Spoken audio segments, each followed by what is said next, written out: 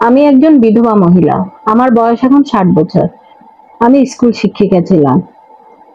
আমার একটাই ছেলে, যার বয়স এখন 36 বছর। ওর নাম আশিক আদনান দ্বীপ। ও থাকে অস্ট্রেলিয়ায়। আমার হাজবেন্ড যখন মারা যায় তখন আমার বয়স 40 বছর। আর আমার ছেলে আশিক আদনান দ্বীপ, যাকে আমি দ্বীপ বলে ডাকি, ওর বয়স তখন 16 বছর।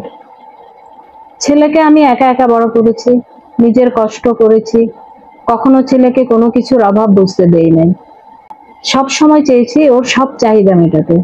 কখনো যেন না ভাবে আমার বাবা থাকলে এই চাহিদা পূরণ হতো, বাবা নাই বলে এটা পাচ্ছি না।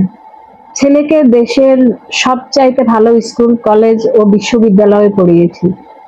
তারপর ছেলে উচ্চ শিক্ষার সুযোগ পেয়ে চলে গেল অস্ট্রেলিয়া। সব খরচ একা হাতে সামলিয়েছি। নিজের দিকে একদম খেয়াল করিনি। সব সময় দেখতে চেয়েছি আমার সন্তানের সফলতা। তার ভবিষ্যৎ উজ্জ্বল করাই ছিল আমার জীবনের লক্ষ্য। আমাকে সবাই সফল মা বলেন। এই নিয়ে আমারও এক ধরনের চাপা গর্ব আছে। গত সপ্তাহে আমার এক পুরাতন বান্ধবীর সাথে দেখা হলো। ওর নাম লিপি। ওর ছেলে আমার ছেলে দীপের সাথে একই স্কুলে পড়তো। ওর ছেলের সাথে অবশ্য দীপের খুব ভালো বন্ধুত্ব ছিল না। এর কারণ হয়তো আমি বা আমার ছেলে দীপ। আমি সব সময় চাইতাম দীপ শুধুমাত্র ভালো স্টুডেন্ট যারা আর সব সময় পড়ালেখা নিয়ে কম্পিটিশন করে তাদের সাথে মিশবে। তাতে করে ওর ভেতরে পড়ালেখার প্রতি আরো বেশি প্রতিযোগিতার মনোভাব থাকবে। সব সময় লিপি বলতো, দেখ আমরা দুজন কত ভালো বন্ধু, আর আমাদের ছেলেরাও একই স্কুলে পড়ে, তারপরও তাদের মধ্যে বন্ধুত্ব হলো না। লিপির ছেলে আরিফ সব ক্লাসে টেনে টুনে পাশ করে যেত, তবে সব সময় স্কুলের খেলাধুলা অন্যান্য কার্যক্রমগুলোতে অংশগ্রহণ করত। স্কুলের ওয়াল ম্যাগাজিনে ওর লেখা থাকতো, ছবি আঁকতো, এগুলা নিয়ে লিপি খুশি থাকতো। লিপির কথা, আমার ছেলে তো আর ফেল করে না, পাশ করে গেলেই হলো। সবার ছেলে তো ফার্স্ট হবে না। আমার ছেলেটা পড়াশোনায় তেমন ভালো না, কিন্তু ওর অন্য কাজগুলো কত সুন্দর। আমার কাছে লিপির এই কথাগুলো অসহ্য লাগতো। মনে হতো ছেলের মাথায় তো গোবর আছে, তার চাইতে বেশি গোবর মায়ের মাথায়। তা না হলে যে ছেলে পড়ালেখায় এত পেছনে পড়ে আছে, তাকে কোনো মা স্কুলে এক্সট্রা কার্যক্রম নিয়ে সময় নষ্ট করতে দেয়? দীপ কলেজের উঠে নটরডেম কলেজে ভর্তি হলো, আর আরিফ খুবই সাধারণ একটা কলেজে ভর্তি হলো। তারপর ওদের সাথে আর যোগাযোগ ছিল না। গত সপ্তাহে শপিং মলে ওদের সাথে দেখা হলো, তাও আমি ওদের দেখি নাই। আমাকে লিপির ছেলে আরিফ দেখতে পেয়ে আমার কাছে এসে বলে, আন্টি আমাকে চিনতে পেরেছেন? আমি আরিফ। আমি আরিফকে আসলেই চিনতে পারছিলাম না। আরিফকে যখন শেষ দেখি তখন মাত্র স্কুল ছেড়ে কলেজে যাবে। ছেলে মানুষই এখনো চোখে মুখে, আর এখন রীতিমতো ভদ্রলোক। তারপর আরিফ আমাকে লিপির কাছে নিয়ে যায়। লিপি একটা দোকানে বসা ছিল। লিপিকে নিয়ে ওর ছেলে শপিং এ এসেছে, তাও আবার লিপির জন্য। তার ছেলে পছন্দ করে কি সব রং চটে 3 পিস কিনছে। আমি আর লিপি সবসময় শাড়ি পরতাম, তাই আমি একটু অবাক হলাম। লিপি আমার কাছে বারবার জানতে চাইছিল, তুই বল আমি কোনটা কিনবো, আমাকে কোনটায় মানাবে।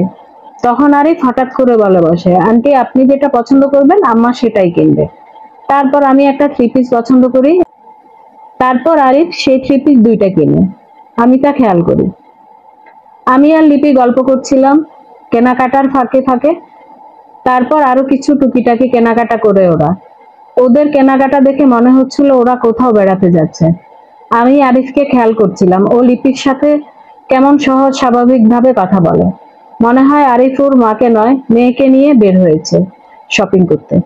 তারপর আমাকে নিয়ে একটা রেস্টুরেন্টে যায়। আরিফ টুকটাক খাবার অর্ডার করে। শেষে আরিফ বলে, আম্মা কফি খাবে নাকি কোন আইসক্রিম? লিপি বলল, আগে কফি খাবো, তারপর কোন আইসক্রিম খেতে খেতে বাসায় যাব।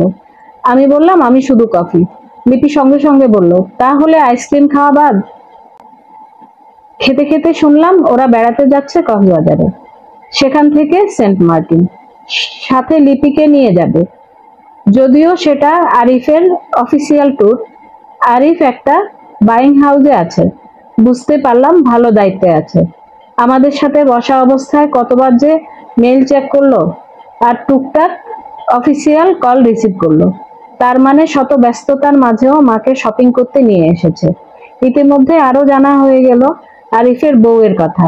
আরিফের বউ একটা মাল্টিন্যাশনাল কোম্পানিতে আছে, তাদের এক সন্তান। সে এখন তার নানি বাড়িতে আছে।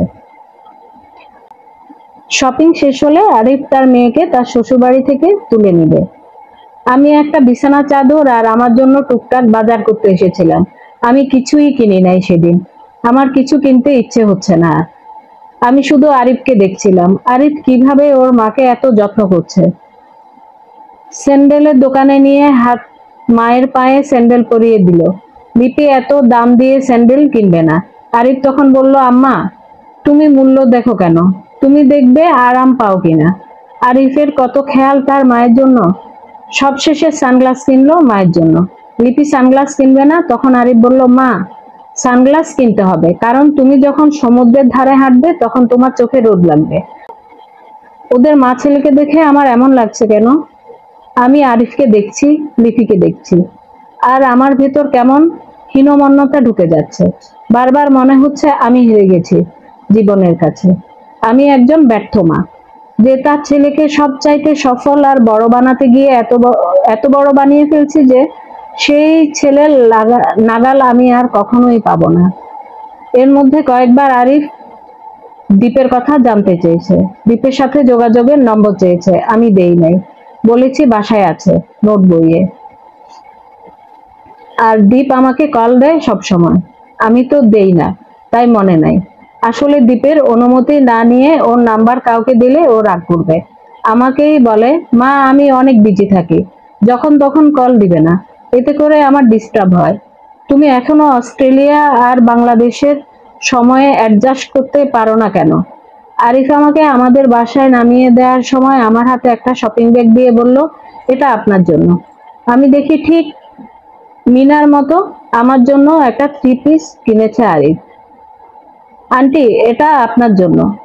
আপনারা দুই বান্ধবী এক সময় একরকম জামা পরে বেড়াতে বের হবেন। আমার চোখে পানি চলে আসার অবস্থা হয়েছিল তখন। আরিফ আরো বলল, আন্টি আমার মোবাইল নাম্বার তো সেভ করে দিয়েছি, আপনার যখন খুশি কল দিবেন, আমি এসে আপনাকে বাসায় নিয়ে যাব। আমি তখন বললাম, তুমি তো বিজি থাকো। তখন আরিফ বলল, আন্টি আপনার জন্য আমি সবসময় ফ্রি আছি। তারপর আরো বলল, আন্টি আপনি তো একা থাকেন, আপনিও চলেন না আমাদের সাথে কক্সবাজার, আম্মার একজন সঙ্গী হবে, আম্মা আরো বেশি ভালো লাগবে। আমি মনে মনে কতক্ষণ থেকে বলছি, লিপি আমাকে নিবি তোদের সাথে কক্সবাজারে? আমি সমুদ্র দেখবো না, আমি শুধু দেখবো একজন ছেলে তার মাকে কত আদর যত্ন করে।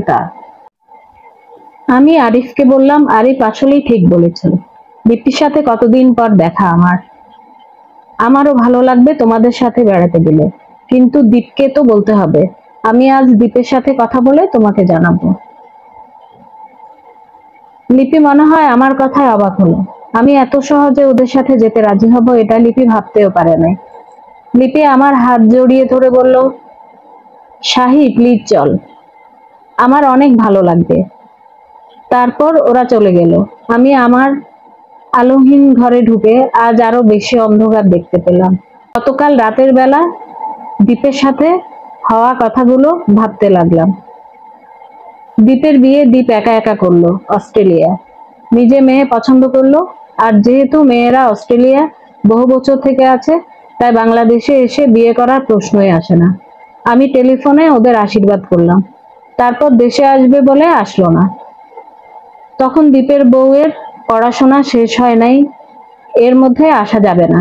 দীপের ছেলে হলো, এখন ছেলে ছোট, তাই বাংলাদেশের আবহাওয়া বাচ্চার সহ্য হবে না, তাই আসা যাবে না। এবছর আমাকে অস্ট্রেলিয়া যাওয়ার জন্য সব কাগজ ঠিক করার কথা। গতকাল কল দিয়ে বলল, এবার ছুটিতে ওদের সবাইকে নিয়ে দীপের শ্বশুরবাড়ি সহ আমেরিকা যাবে। দীপ আমাকে কল দিয়ে বলল, মা আমরা সবাই চেষ্টা করব আগামী বছর দেশে আসার, তুমি মন খারাপ করো না। না আমি মন খারাপ করি নাই। আমি আজ আরিফকে দেখে বুঝতে পেরেছি, শুধু ভালো ছাত্র আর সব সময় ফার্স্ট হওয়া ছেলেরাই সেরা সন্তান হয় না। একজন সন্তানকে মানুষ করার ক্ষেত্রে আমি শুধু আমার ছেলেটাকে সেরাটা দিয়েছি। আর তাকে শিখিয়েছি ফার্স্ট হতে হবে পরীক্ষার খাতায় আর চাকরির বাজারে, সেরা মানুষ হতে হবে। এটা আমি কখনো শেখাই নাই। আমি ওকে কখনো শেখাই নাই তোমার বন্ধুদের সহযোগিতা করবে, আমি শিখিয়েছি শুধু প্রতিযোগিতা। ওর কিসে ভালো হবে ওকে শিখিয়েছি, কিন্তু সবাইকে নিয়ে ভাবাটা শিখাতে পারিনি। আমি সব সময় দীপকে ভালো জিনিস কিনে দিয়েছি, ওর চাহিদা পূরণ করেছি, কিন্তু আমি কখনো আমার কোনো চাহিদা আছে বা থাকতে পারে তা ওকে দেখাই নাই। আমি দীপকে কল দিব না কক্সবাজার যাওয়া নিয়ে, এটা আরিফকে বলার জন্য বলা। আজ লিপিদের সাথে দেখা হওয়ায় ভালো হলো। এখন থেকে আমি আমার ভালো লাগা মন্দ লাগা নিয়ে ভাববো। ছেলেকে নিয়ে আমার ভাবনা শেষ। ছেলেকে তার ভালো থাকার জন্য সব করে দিয়েছি। ছেলে আর আমার কাছ থেকে পাওয়ার কিছু নাই। ছেলে আমাকে তার কাছে অস্ট্রেলিয়া বেড়াতে নিয়ে যাবে বলে গত 2 বছর থেকে আমার চলার টাকা থেকে একটু একটু করে যথেষ্ট টাকা জমিয়েছি। ওদের জন্য কত কিছু কিনবো তাই। এবার থেকে আমি আমার জীবনের ছোট ছোট চাওয়াগুলো পূর্ণ করব। বাঁচবো আর কয়টা দিন। খুব শখ ছিল হিমালয় দেখব আর মিশরে পিরামিড দেখব। একা একা কি এগুলো দেখা যাবে?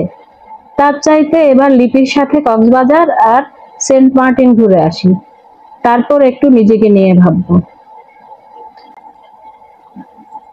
গল্পটা সত্যিকার ঘটনা অবলম্বনে সংগৃহীত করা হয়েছে।